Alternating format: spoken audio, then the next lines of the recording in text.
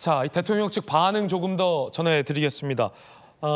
어제 석동현 변호사가 대통령 지지자들을 찾았는데요. 어떤 의견을 밝혔는지 들어보시죠. 대통령께서 여러분들에게 정말로 감사하고 또 한편 이 추위에 이 고생하는 거에 대해서 죄송한 마음, 말할 수 없는 그러한 정말 목이 메는 심정으로 저에게 꼭 인사를 전해달라고 하셨습니다, 여러분. 더 큰 힘이 필요합니다. 그것은 바로 여론전입니다, 여러분. 법원이나 헌법재판소 재판관들이나 우리 국민들의 여론이 이러한 불법 수사, 불법 탄핵을 막아야 된다는 여론이 없으면 우리가 이깁니다. 이번에는 상황이 다릅니다.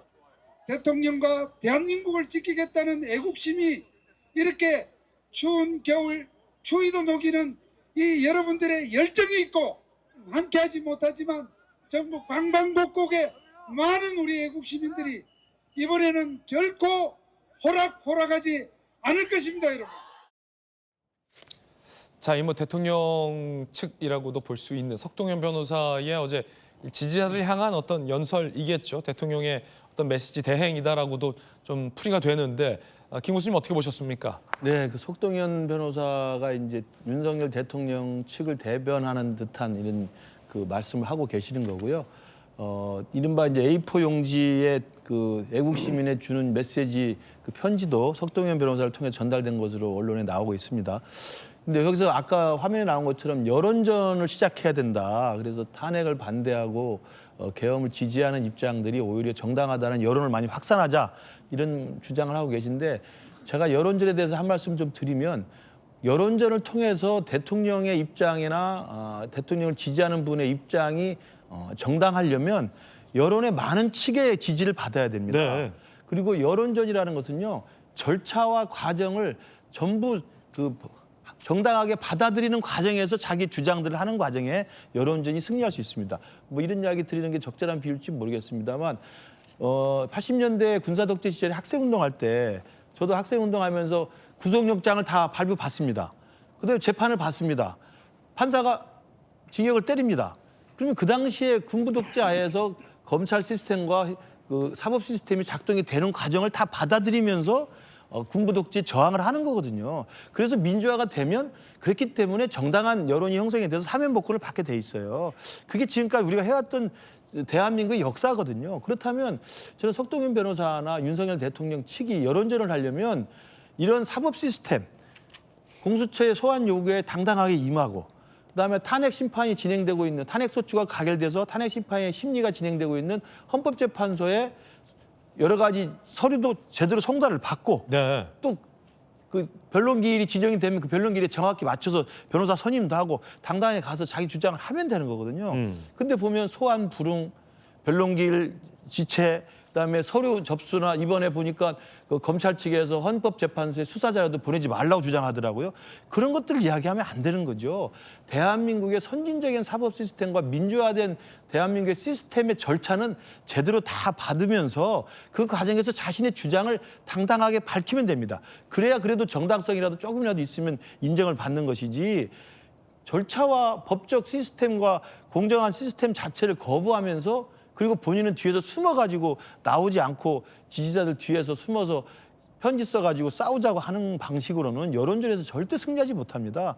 여론전은 시스템과 절차를 받아들이면서 자기의 주장을 당당하게 할 때 여론에서 이길 수 있다는 말씀드립니다. 예. 자, 대통령 측에서는 일단 지금 발부된 이 영장에 이의 신청을 했습니다.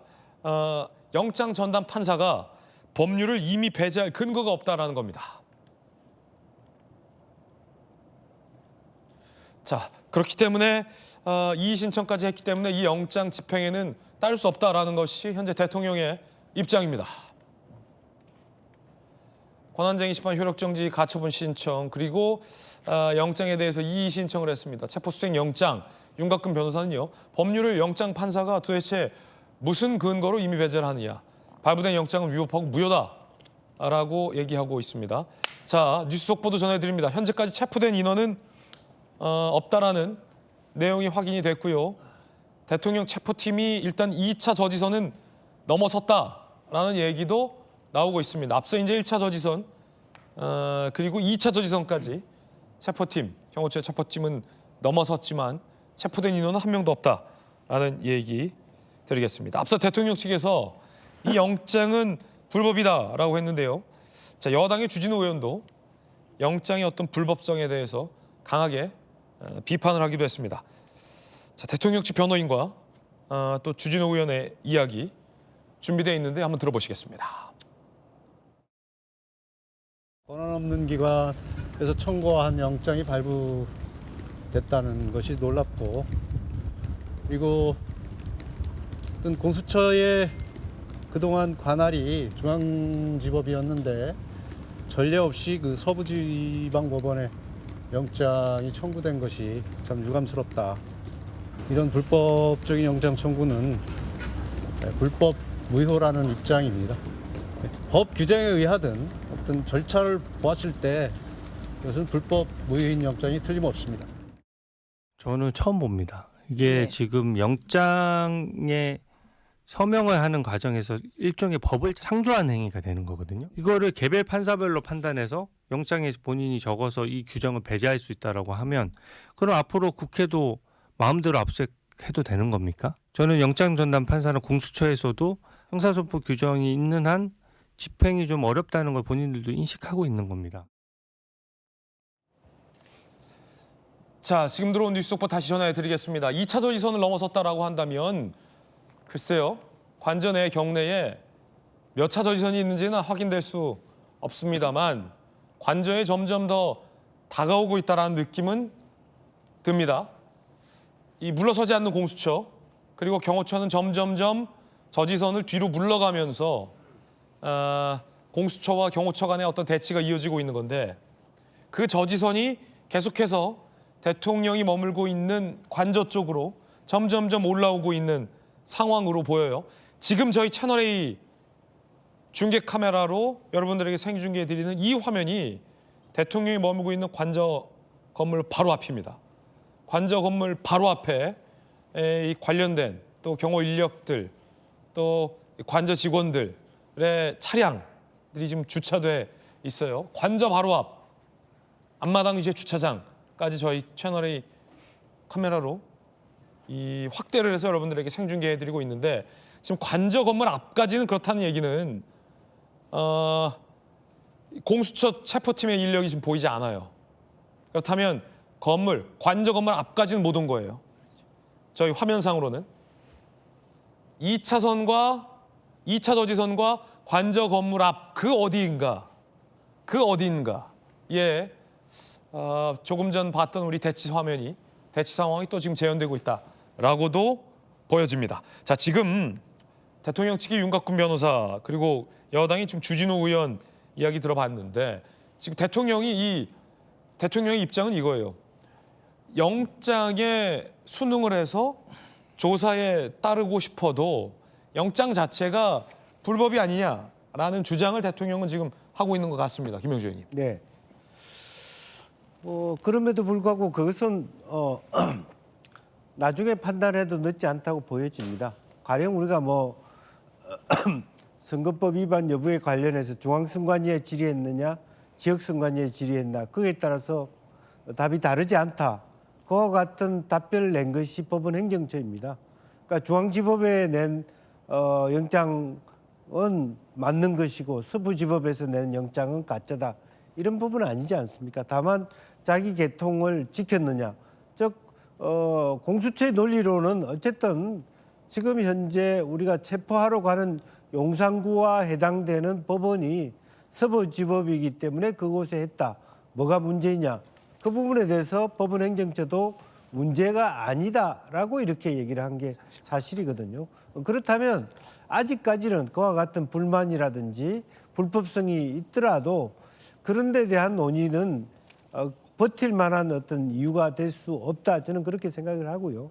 어쨌든 오늘 어디까지 갈지는 모르겠습니다만 지금 상황으로서는 아마 공수처에 체포하려는 인원이 아마 우리가 눈으로 보고 있는 건물 앞까지는 오겠다는 의도가 있는 거 아닌가 보여지고, 공수처의 어떤 의지는 강경하다. 네. 네. 그리고 또 하나는 1차, 2차 이렇게 저지선을 통과함에 있어서 쉽게 통과하는 것은 아니지만 실제로 보면 강한 몸싸움이라든지 심각한 충돌을 통해서 저 과정이 진행되고 있는 것 같지는 않습니다.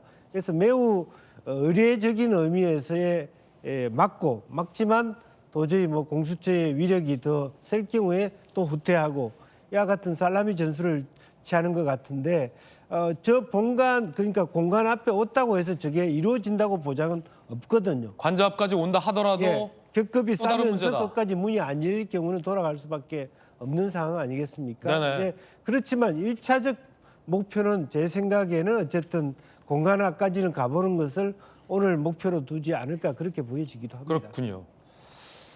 자, 앞서 이제 대통령 변호인단 측에서 여론전 얘기도 나왔습니다. 여당의 윤상현, 김민전 의원 등이 이 대통령 지지자를 찾아서 연설하기도 했습니다. 그리고 지지자들의 이야기도 찬반 집회의 여론도 한번 준비되어 있습니다. 들어보시죠.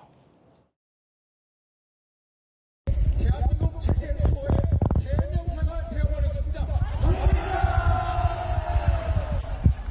대한민국의 체제를 지키고 또 대한민국의 미래를 지키고 또 대한민국의 법과 법치를 지키고 또 대한민국의 상권 분립을 지켜야 한다 합니까, 여러분이 이 싸움의 본질을 맹충하고 계시는 것입니다. 그들은 사법농단을 하고 있습니다. 법에도 없는 영장을 청구하겠다. 법에도 없는 대통령을 체포하겠다고 나서는 것입니다.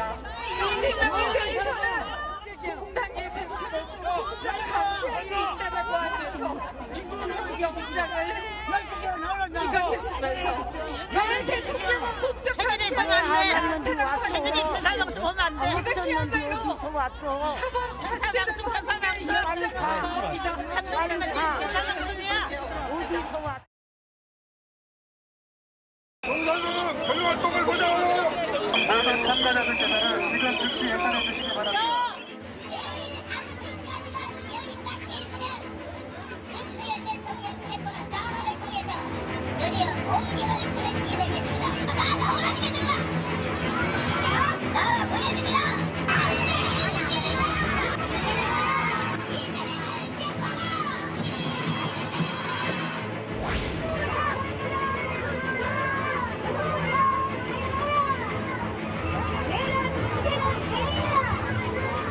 이재명 자유시켜야 돼.